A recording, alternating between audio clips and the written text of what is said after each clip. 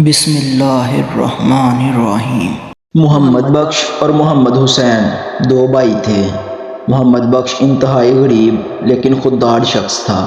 محمد حسین ایک امیر ترین آدمی تھا اور اہل علاقے میں اپنا مقام رکھتا تھا۔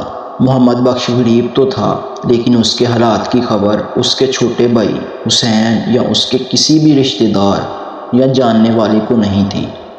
محمد بخش بارہا یہ جملہ دہرایا کرتا تھا، اللہ تعالیٰ کا دیا سب کچھ ہے میرے پاس، مالک کا بڑا کرم ہے، احسان ہے اللہ کا کہ مجھے ہر نعمت سے نوازا ہے۔ محمد حسین اپنے بیوی بچوں کے ساتھ حج کی تیاریاں کر رہا تھا۔ حسین کی بیوی نے اپنے بیٹے کو کہا کہ تایا ابو کے گھر جا کر فلاں چیز لے آؤ۔ بچہ جب تایا ابو کے گھر گیا تو تمام گھر والے گوشت کے ساتھ روٹی کھا رہے تھے۔ بچے نے اپنی تائی امی سے گوشت مانگا تو تائی امی نے انکار کر دیا۔ بچے نے ضد کی اور پھر تایا ابو سے کہا، لیکن اس کے تایا محمد بخش نے بھی سختی سے انکار کر دیا۔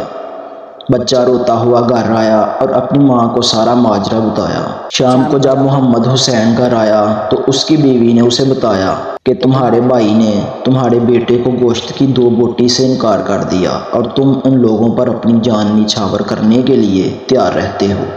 محمد حسین شدید غصے میں اپنے بھائی کے گھر گیا اور جا کر محمد حسین کو خوب تانے دیے۔ بھائی، اتنی بھی انسان کی نیت خراب نہ ہو کہ وہ اپنے بھتیجے کو انکار کر دے۔ میرا بیٹا کوئی بھوکا ننگا نہیں ہے، میں روز بھی اسے گوشت کھلا سکتا ہوں، مگر مجھے آپ سے ایسی امید نہیں تھی۔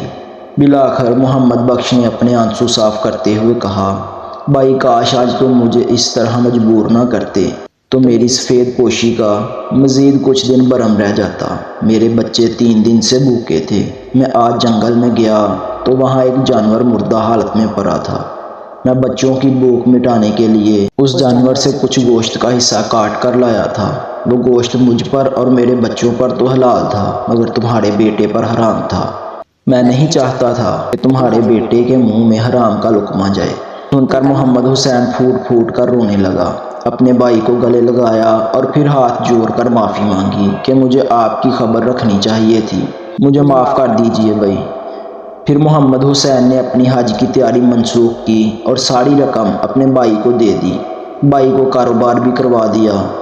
آج ہمارے ارد گرد بھی بہت سارے محمد بخش اور محمد حسین موجود ہیں۔ اگر آپ محمد حسین ہیں تو اپنے ارد گرد موجود محمد بخش کا اور اس کے بچوں کا خیال رکھیں، ورنہ آپ کی نماز، آپ کا روزہ، آپ کا حج اور آپ کی عبادات کسی کام کی نہیں۔